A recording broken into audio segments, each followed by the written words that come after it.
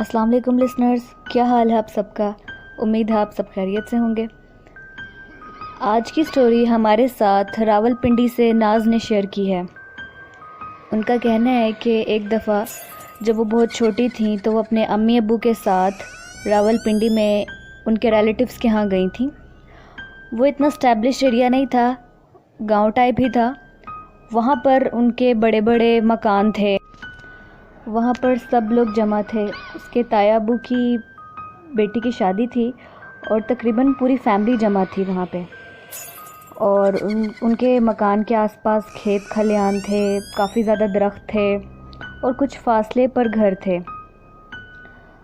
तो वो लोग कहते हैं कि सब कज़न्स इकट्ठे थे, वो लोग काफ़ी इन्जॉय करते थे। दिन के टाइम वो लोग मुख्तलिफ़ एक्टिविटीज़ करते थे, गेम्स खेलते थे और रात के टाइम वो लोग बाहर सैर को निकल जाते थे। उनमें से उनकी एक खाला की बेटी थी, वो बहुत खूबसूरत थी और उस वक्त उनकी उम्र 16-17 साल की होगी। नाज की उस कज़न का नाम नादिया था। वो बहुत खूबसूरत भी थी, उसके बाल भी काफ़ी लंबे थे और वह हमेशा 2 चुटिया करके रखती थी। फिर एक रात यूँ हुआ कि वो सब लोग जब आउटिंग के लिए बाहर निकले तो वो काफ़ी दूर निकल गए, खेतों वाली साइड पर निकल गए। वहाँ पर कुछ घर थे जो काफ़ी अरसे से खाली थे। उनके बाहर फूल वगैरह लगे हुए थे, कुछ मोतिये के फूल थे, कुछ गुलाब के थे जो कि काफ़ी मुरझा भी चुके थे, लेकिन मोतिये के फूल जो थे वो काफ़ी ताज़े थे और उनकी खुशबू हर तरफ फैली हुई थी। अब जो नादिया थी वो अपनी दूसरी कज़न के साथ वॉक कर रही थी और वो चलते चलते उस तरफ गई तो उसने देखा कि मोतिये के फूल की खुशबू हर जगह फैली हुई है। उसको बहुत अच्छा लगा। दोनों जो थी वो मोतिये के फूलों के पास गई और नादिया ने वहाँ से कुछ फूल तोड़ लिए और उनको सूंघना शुरू कर दिया। उसको उसकी खुशबू बहुत अच्छी लगी। उसने वो फूल जो तोड़े थे वो अपनी चुटिया में लगा लिए। उसकी दूसरी कज़न जो थी उसने से मना किया। उसने कहा कि रात का टाइम है और मैंने घर के बड़ों से काफ़ी बातें सुनी हुई हैं कि इस तरह रात के टाइम फूल नहीं तोड़ने चाहिए और ना ही तुमने तो बालों में भी लगा ली हैं, तो बेहतर यही है कि इसको निकाल दो। अगर तुम्हें फूल चाहिए तो मैं मामू को कहूँगी, वो तुम्हें ला देंगे मोतिये के फूल। तो इनको तुम रहने दो, मुझे अच्छा नहीं लग रहा, मुझे अजीब सी फीलिंग हो रही है। तो उसने कहा कोई बात नहीं, मैंने अगर लगा ली हैं तो फूल ही हैं, कोई बात नहीं, तुम टेंशन ना लो। वो लोग इस तरह से बातें करती हुई ना वापस दूसरे कज़न्स की तरफ आ गई। थोड़ी देर बाद सब कज़न्स घर वापस आ गए और सोने के लिए चले गए। अब आधी रात के करीब नादिया की तबीयत ख़राब होना शुरू हो गई। उसके पेट में बहुत ज़्यादा दर्द हो रहा था। तो चाची ने उसको दवाई दी और कहा कि तुम लेट जाओ, थोड़ी देर तक आराम आ जाएगा। सुबह हुई तो वो बिल्कुल ठीक हो चुकी थी। इसी तरह जब वो दिन भी गुजर गया, रात हुई तो उसको फिर दर्द होना शुरू हो गई पेट में। उसको फिर दवाई दी और वो लेट गई तो फिर उसकी तबीयत बेहतर हो गई। यानी कि तकरीबन 2-3 दफ़ा ऐसा हुआ कि रात को उसकी तबीयत ख़राब हो जाती थी और दिन के टाइम वो ठीक हो जाती थी। सब ने कहा कि शायद वैसे ही हो जाता है कभी कभार, उन्होंने इतना गौर नहीं किया। फिर अचानक उसके अंदर अजीब सी तब्दीलियां आना शुरू हो गई।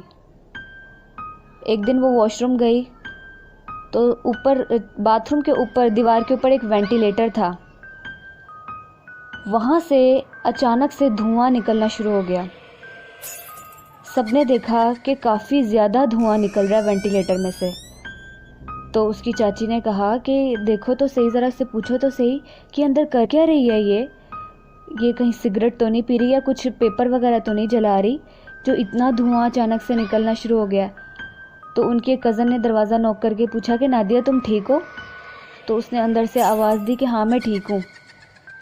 तो जब वो बाहर आई तो उसकी आंखें लाल सुर्ख हो रही थी। उसने कहा कि नादिया तुम्हें क्या हुआ है, तुम्हारी आंखें लाल सुर्ख हो रही हैं, कोई मसला है? तो उसने कहा नहीं नहीं, मुझे तो नहीं पता मेरी आंखें लाल सुर्ख हो रही हैं, मुझे खुद नहीं समझ आ रही, मेरे सर में बहुत दर्द हो रहा है, मुझे नहीं किसी से बात करनी। और उसके बाद उसने सबसे बातचीत करना छोड़ दिया। वो बहुत कम बैठती थी कज़न्स में, सबसे अलग थलग रहने लग पड़ी। अक्सर रात को किसी की आंख खुलती تو وہ باہر صحن میں بیٹھی ہوتی تھی اور ایسا لگتا تھا جیسے کسی سے بات کر رہی ہے، چارپائی پہ بیٹھ کے کسی سے بات کر رہی ہے۔ تو وہ آواز دیتے تھے اس کو، تو پہلے تو وہ ان کی آواز سنتی ہی نہیں تھی، پھر جب وہ پاس جا کے اس کو بلاتے تھے اور اس کو اٹھانے کی کوشش کرتے تھے تو ایسا لگتا تھا جیسے وہ ہوش میں آئی ہے، اور پھر اٹھ کر ان کے ساتھ واپس کمرے میں چلی جاتی تھی۔ تو یہ چھوٹے چھوٹے واقعات ہونے لگ پڑے جس سے سب کو عجیب لگنے لگ پڑا۔ کبھی وہ کمرے میں اکیلی بیٹھی ہوتی تھی تو اس کے زور زور سے ہنسنے کی آواز آتی تھی، تو جب سب جا کے پوچھتے تھے کہ نادیہ کیا ہوا، تو کہتی تھی کچھ نہیں کچھ نہیں، کچھ بھی نہیں ہوا، اور چپ کر کے لیٹ جاتی تھی، کہتی تھی کہ جاؤ، مجھے کسی سے بات نہیں کرنی، میرے سر میں درد ہو رہا ہے۔ وہ ہر وقت یہی کہتی تھی کہ میرے سر میں بہت درد ہو رہا ہے۔ تو جو اس کی دادی اماں تھیں ان کو لگا کہ جیسے معاملہ کچھ خراب ہے، ان کو لگا کہ یہ کوئی جسمانی مسئلہ نہیں ہے، اس کو یہ کوئی روحانی مسئلہ اس کے ساتھ ہو گیا۔ تو انہوں نے کہا کہ ایک دفعہ ایسا کرتے ہیں کہ پاس کے جو مولوی صاحب ہیں ان کو بلا کے نا اس سے دم درود کرواتے ہیں، تاکہ اگر اس کو کوئی نظر بد لگ گئی ہے یا کوئی کسی چیز کا اثر ہو گیا، چھاپ پڑ گئی کسی چیز کی، تو وہ دور ہو جائے۔ تو انہوں نے شام کو مولوی صاحب کو بلایا، انہوں نے کہا کہ آپ ذرا نادیہ کو دیکھیں، اس کی دن بدن حرکتیں عجیب ہو جاتی ہیں، کبھی اس کی آنکھیں لال ہو جاتی ہیں اور یہ سب سے الگ تھلگ رہنے لگ پڑی ہے، کبھی یہ کچھ کرتی ہے کبھی کچھ کرتی ہے، تو آپ اس کو دیکھیں اس کے ساتھ کیا مسئلہ ہے۔ تو انہوں نے کہا کہ میں اس کو دم وغیرہ کر دیتا ہوں، اگر کچھ برا ہوا بھی اس کے ساتھ، کوئی بری چیز اس کے ساتھ ہوئی بھی تو وہ الگ ہو جائے گی۔ انہوں نے نادیہ کو بلایا اور اس کو اچھی طرح سے اس پہ دم درود کیا، تو وہ تھوڑی دیر کے لیے بہتر محسوس اس کو ہونا شروع ہو گیا۔ اس نے کہا کہ ہاں میں ٹھیک ہوں، اب میرے سر میں درد نہیں ہو رہی اور مجھے کافی ہلکا پھلکا محسوس ہو رہا ہے۔ تو وہ مولوی صاحب اس کو دم والا پانی دے کر انہوں نے کہا کہ یہ پیا کرنا بیٹا، یہ 3 دن تک تم نے لگاتار پینا تو تمہاری طبیعت اور بہتر ہو جائے گی۔ وہ دم وغیرہ کر کے اس کو پانی دے کر وہ چلے گئے۔ اب جو اس کی دادی اماں تھی ان کو لگا کہ جو بھی اس پہ تھوڑا بہت اثر تھا کسی چیز کا تو وہ ٹھیک ہو گئی ہے۔ اب 3 دن تک اس کو وہ پانی پلاتے رہے تو وہ ٹھیک رہی، اور تقریباً 2 دن بعد پھر سے ایسے لگنے لگ گیا جیسے کہ وہ واپس وہی حرکتیں کرنے لگ پڑی ہے، اور اب زیادہ مزید تبدیلیاں اس میں آ گئی تھی۔ اب تو وہ اکثر رات کو بال کھول کر باہر گلیوں میں بھی نکل جاتی تھی۔ تو جب اکثر کوئی رات کو پانی پینے کے لیے اٹھتا تھا اور دیکھتا تھا کہ سب کزنز اپنی اپنی جگہ پہ سو رہے ہیں تو وہ دیکھتے تھے نادیہ وہاں پر نہیں ہے، تو سب اس کو ڈھونڈنے لگ پڑتے تھے۔ تو جب وہ گھر میں نہیں ملتی تھی تو وہ باہر جا کر دیکھتے تھے تو وہ باہر کسی کھیت کھلیان میں وہ بیٹھی ہوتی تھی، یا کسی درخت کے نیچے بیٹھی ہوتی تھی۔ تو اس بات سے تو وہ بہت زیادہ پریشان ہو گئے، اور اب تو وہ چیخیں مارنا شروع کر دیتی تھی، کسی کو پاس نہیں آنے دیتی تھی، چیزیں اٹھا اٹھا کر پھینکتی تھی جیسے وہ کسی اور کے قابو میں ہے۔ اس کی دادی نے کہا کہ اب جو ہے نا اس کو عامل صاحب کے پاس لے کے جانا پڑے گا، ان کے ایریا کے بہت مشہور عامل تھے، انہوں نے کہا کہ اس کو اس کے پاس لے کر جانا پڑے گا تاکہ وہ اس کو دیکھیں کہ اس کے ساتھ مسئلہ کیا ہوا ہے۔ اب یہ سب لوگ نادیہ کو ان کے پاس لے کر گئے۔ انہوں نے جب نادیہ کو دیکھا اور حساب لگایا تو انہوں نے کہا کہ اس بچی نے کسی ایسی جگہ سے پھول توڑا ہے جو آسیب زدہ تھی، وہاں پر کافی جنات تھے، تو اس نے یہ پھول توڑا ہے اور اس کو سونگھا ہے، اور شاید اس نے اس پھول کو اپنے پاس رکھا ہے جس کی وجہ سے وہ جنات جو ہیں اس پہ عاشق ہو گئے ہیں۔ تو اب اس کا مکمل توڑ کرنا پڑے گا کیونکہ وہ کافی طاقتور ہیں اور اس کا آسانی سے پیچھا نہیں چھوڑیں گے۔ تو یہ باتیں سن کر اس کی امی بہت زیادہ رونے لگ گئی، بہت پریشان ہوئی، سب گھر والے بھی بہت پریشان ہو گئے کہ یہ ان کے ساتھ کیا مصیبت بن پڑی ہے۔